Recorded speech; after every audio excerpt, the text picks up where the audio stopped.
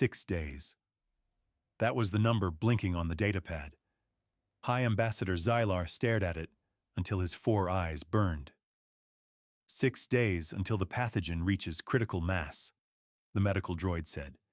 Its voice was calm, sterile, and annoying. Total planetary extinction is estimated at 99.8%. Xylar slammed his fist on the glass table. It didn't crack. Everything in the Galactic Union was perfect, unbreakable, and safe. And that was the problem. The cure is in the Andromeda sector, Xylar snapped. We have the coordinates. We have the credits. Why is the fleet not moving? Hyperlanes are congested, Ambassador, the logistics officer replied, looking at the floor. The fastest route takes 6 months. Even a military warp jump takes 3 weeks. Physics is physics. We cannot break the laws of the universe. Xylar looked out the window at his dying world below. Green clouds of sickness were already covering the northern hemisphere. Physics, Xylar whispered. Then I need someone who doesn't care about physics. He grabbed his coat. Prepare a shuttle. Take me to the shadow docks. The officer froze. Sir, the shadow docks? That sector is unregulated. It is full of smugglers, criminals, and humans. Xylar didn't look back. Exactly.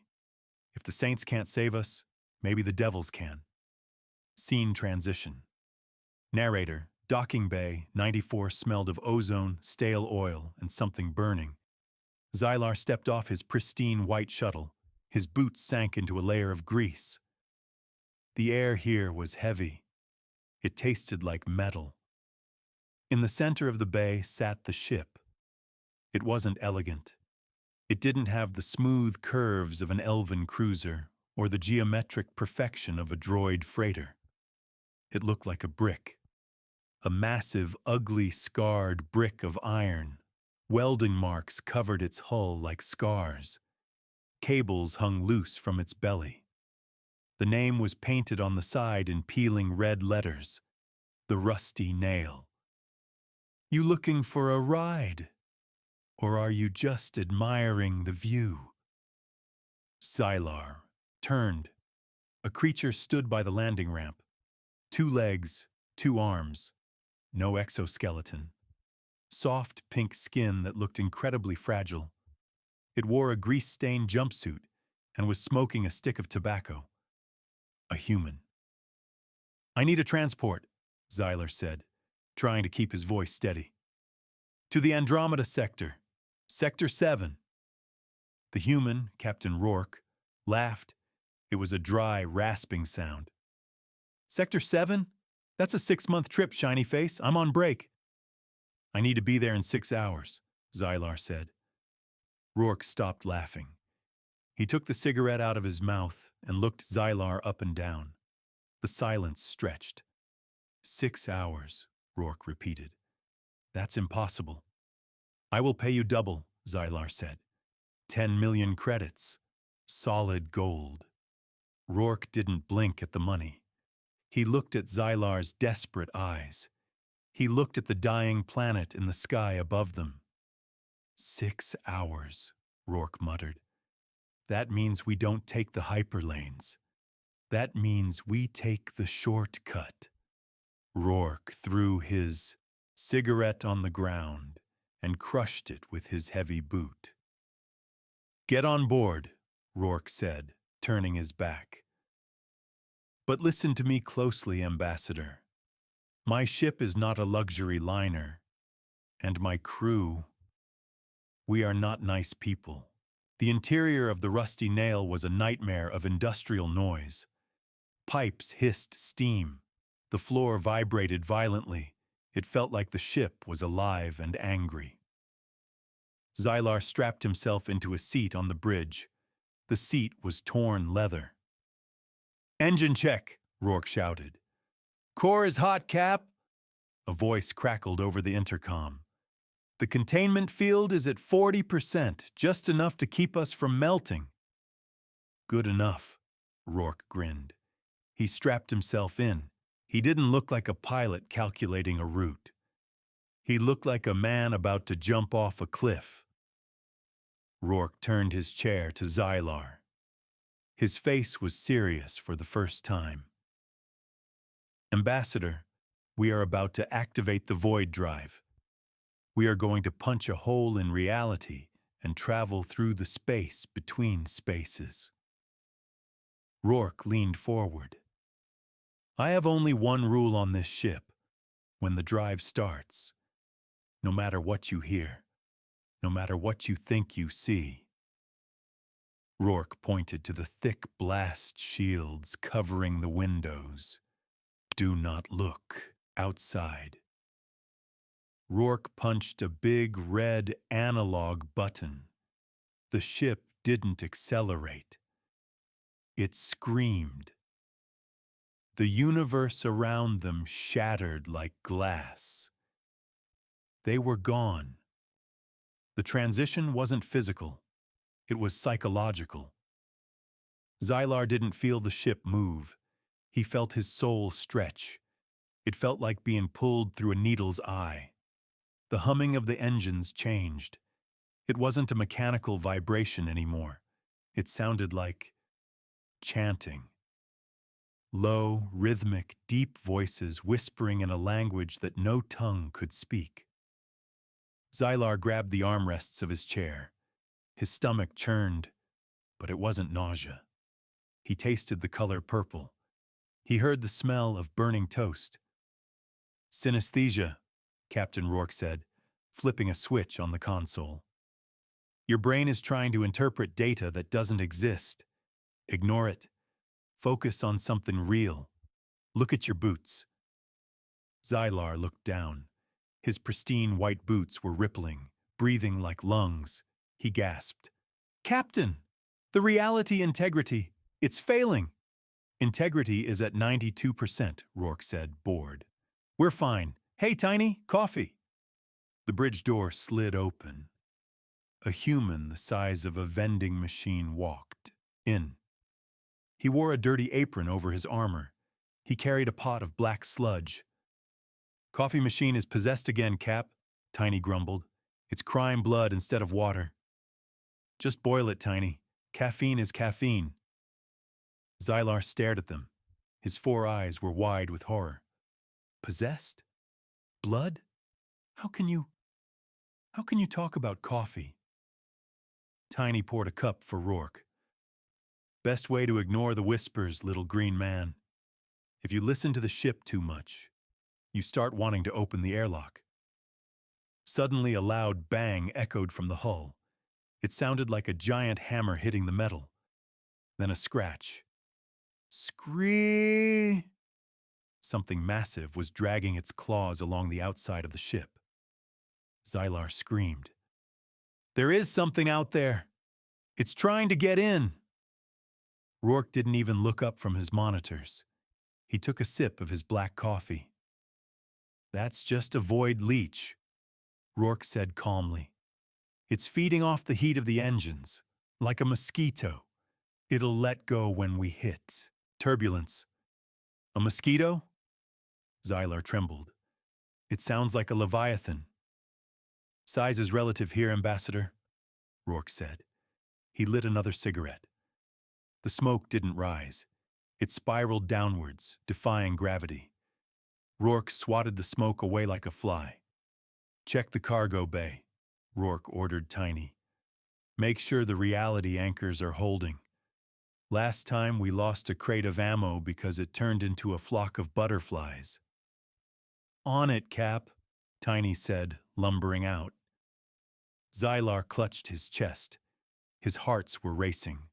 He looked at the blast shields covering the window. A faint, purple light was leaking through the cracks. It was beautiful. It was calling him. Just one look, the voice in his head whispered. Just one peek at the truth. Xylar stood up. He walked toward the window like a sleepwalker. His hand reached for the blast shield release lever. I wouldn't do that. Rourke's voice cut through the trance like a whip. Xylar stopped. Rourke was pointing a heavy pistol at him. "The void wants you to look," Rourke said softly. "It's lonely out there. It wants company. If you open that shield, your brain will melt out of your ears before you can scream." Xylar fell back into his chair, sweating. "How?" Xylar whispered. "How do you endure this? It is wrong. Everything here is wrong." Rourke smiled. It was a sad, tired smile. "Ambassador, look at my crew. We come from a world of hurricanes, volcanoes, and politicians. We evolved to survive stress. This?" Rourke gestured at the vibrating walls of the nightmare dimension. "This is just a Tuesday commute." The ship didn't shake. The coffee cup on the console didn't even ripple. But the air inside the rusty nail suddenly became heavy, like lead. Gravity felt wrong, pulling from the walls, then the ceiling. Captain Rourke looked at his monitor. The blue waves turned deep red. "Here it comes," Rourke muttered. He pressed the intercom button. His voice was as calm as a bus driver announcing the next stop. "All hands, brace for impact. We are entering a Class 4 psychic storm band. This might get a little loud inside your heads. Take your stabilizers.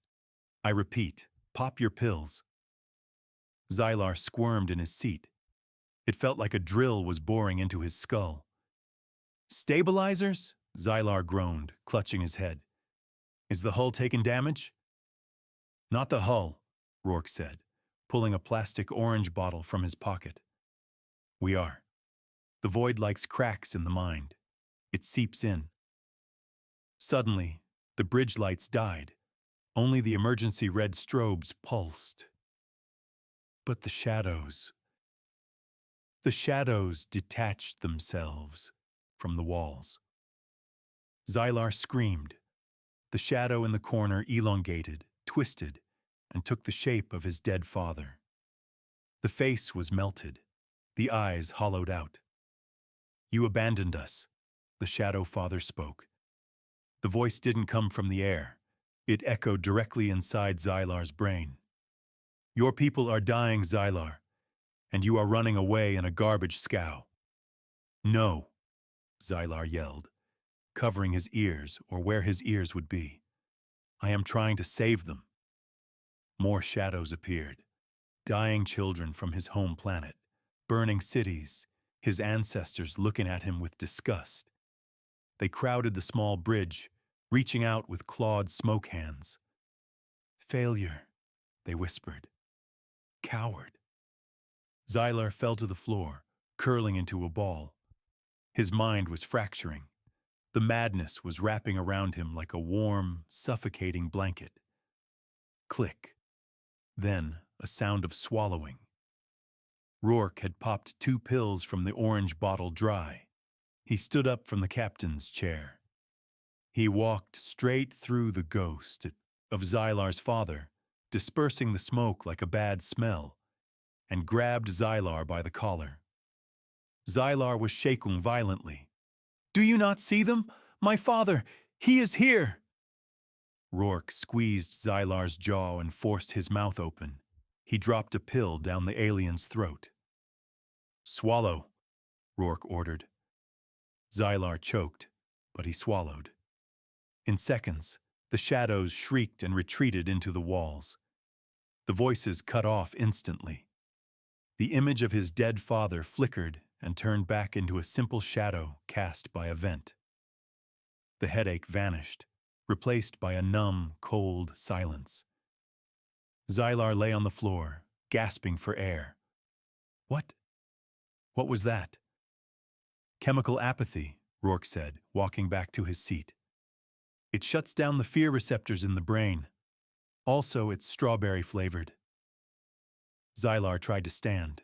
His legs felt like jelly. You live like this?" Xylar asked, horrified. "How do you fight these nightmares every trip?" Rourke shrugged. On the monitor, the red waves were turning back to green. We don't fight them, Ambassador. We just choose not to care. The human mind is already a mess of regrets and trauma. A few extra ghosts. They don't even make the top 10 list. The intercom crackled. Tiny's voice came through, sounding groggy. Cap, storm's passed. But we have a situation in the cargo bay. I think I tried to open the airlock while I was hallucinating. Did you open it? Rourke asked, bored. No, the handle was jammed. Lucky. Good, Rourke said. Take another pill and get back to work, Tiny. Xylar sank into his chair. He realized the truth. These humans weren't brave. They were just broken in a way that made them immune to the void. The storm passed. The voices stopped. But the silence that followed was worse. It was a heavy, watching silence. Xylar sat up, rubbing his temples. Is it over? Are we there? Rourke didn't answer. He was staring at the main blast shield. The thick metal was vibrating, not from the engine, but from something outside pushing against it. Thump, thump. Something was knocking. Captain, Xylar whispered. What is that? We attracted attention, Rourke said quietly. He stood up and buttoned his jacket. The storm was just the wake. Now comes the shark. Suddenly, the proximity alarm didn't wail. It just gave a single low tone. Bong! The ship stopped moving. The engines were running at full power, screaming against the strain. But the rusty nail was held fast in place. Rourke walked to the main window. He put his hand on the lever. You said never to open the shields, Xylar cried out. Rules change when the landlord knocks, Rourke said. He pulled the lever. The heavy blast shields retracted with a grinding screech. Xylar covered his eyes, expecting to see madness. But there was no chaos. There was only darkness. And then the darkness blinked. It wasn't space. It was an eye. It was the size of a nebula. Its iris was made of swirling dead stars and purple gas. Its pupil was a black hole, and it was looking right at them. Xylar felt his heart stop. He felt insignificant. He felt like an ant under a magnifying glass. The sheer scale of the entity crushed his will to live. He fell to his knees, weeping silently. It was a god. An angry, hungry god. The entity's voice filled the bridge. It wasn't sound. It was pressure. Little thing! The glass of the reinforced window began to crack. Spiderweb fractures spread across the view. The pressure was crushing the hull. Rourke didn't kneel. He didn't pray. He walked right up to the glass. He was a speck of dust facing a mountain. Rourke pulled out his lighter. Click. The flame flared up, small and defiant against the cosmic darkness. He lit his cigarette and took a deep drag. He exhaled a cloud of gray smoke against the glass. We are just passing through. Rourke spoke. He didn't shout. He spoke with the tone of a man who was tired of being interrupted. Go find another toy. I see you, the entity boomed. The ship groaned. And I see you, Rourke said, narrowing his eyes. He pressed his hand against the cracking glass. But I don't care. I have a schedule to keep. And I'm not in the mood for gods today. Rourke stared into the black hole pupil. He projected every ounce of his stubborn human indifference. He projected the boredom of traffic jams, the annoyance of taxes, the grit of survival. The entity paused. It expected fear. It expected worship. It did not understand this small, gray creature that simply didn't care. For a timeless moment, the god and the human locked eyes. Then the pressure lifted. The cracks in the glass stopped spreading. The eye blinked slowly, confused, and then faded into the purple mist of the void. The ship lurched forward, free. Rourke turned around. His hands weren't shaking. "Show's over," Rourke said to the terrified ambassador. "Tiny, reroute power to the engines. Let's get out of this neighborhood before he brings his friends." The exit from the void was violent. One moment, they were staring into purple madness. The next, the rusty nail slammed back into normal space with a thunderous crack. Gravity normalized. The screaming metal of the hull went silent, replaced by the gentle hum of cooling fans. Captain Rourke checked the chronometer. He tapped the glass dial. 5 hours, 43 minutes, Rourke announced. He stretched his arms, his back cracking. "We made good time." Xylar uncurled himself from the floor. He pulled himself up to the window. The blast shields were open. Outside, there was no monster, no darkness, just the beautiful, swirling green and blue sphere of his home planet. And waiting in orbit, the medical frigates were flashing their signal lights. They were alive. The docking bay of the medical frigate was sterile, white, and bright. Too bright. Xylar walked down the ramp of the rusty nail. He carried the crate containing the pathogen cure. Medical droids rushed forward to take it. The planet below would be saved. The plague would stop. The mission was a complete success. But Xylar didn't smile. He stood on the pristine white floor, his expensive suit covered in grease and sweat. He looked at the clean, perfect Alliance officers around him. They looked so soft, so naive. Captain Rourke walked down the ramp behind him. He was wiping oil from his hands with a rag. "Transaction complete, Ambassador," Rourke said. "My payment?" Xylar motioned to his assistant. A hover pallet floated over, stacked with gold bars. Rourke didn't count it. He just nodded. "Pleasure doing business. If you ever need to lose your mind again, give us a call." Rourke turned to walk back into his dark, ugly ship. "Captain," Xylar called out. His voice was hoarse. Rourke stopped. "Yeah? How?" Xylar struggled to find the words. "How do you go back to normal? After seeing that? After looking it in the eye?" Rourke paused.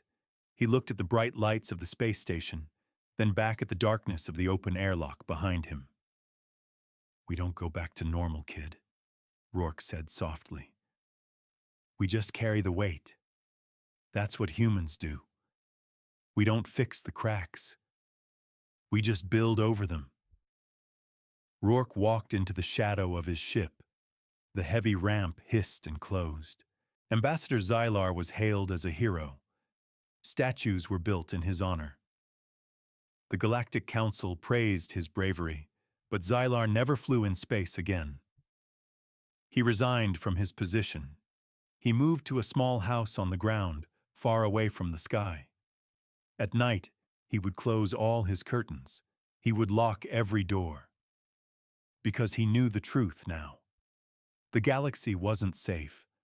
The walls of reality were thin like paper, and out there, in the dark, things were scratching, trying to get in. And the only thing standing between the monsters and the rest of the universe was a rusty ship, a tired human, and a bottle of pills.